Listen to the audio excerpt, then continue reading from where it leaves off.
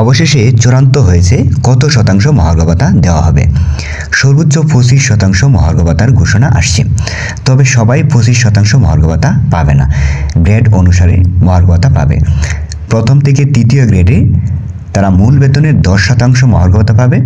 যারা চতুর্থ থেকে দশম গ্রেডে তারা 20% পাবে এবং যারা 11 থেকে 20তম গ্রেডে আছে তারা 25% হারে মহার্ঘ ভাতা পাবে।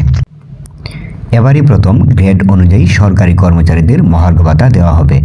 যারা পেছনের গ্রেডে চাকরি করেন তারা বেশি হারে এ ভাতা পাবেন, অর্থাৎ কর্মচারীদের মহার্ঘ ভাতা বেশি হবে। আর সামনের দিকের গ্রেডের চাকরির কারণে কর্মকর্তারা কম হারে ভাতা পাবেন।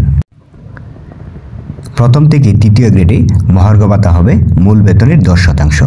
চতুর্থ থেকে দশম গ্রেডে চাকরিজীবীরা 20% হারে মহার্ঘ ভাতা পাবে এবং 11 থেকে 20 গ্রেডধারীরা 25% হারে মহার্ঘ ভাতা পাবেন। এতে সর্বনিম্ন 4,000 থেকে সর্বোচ্চ 7,800 টাকা বেতন বাড়বে।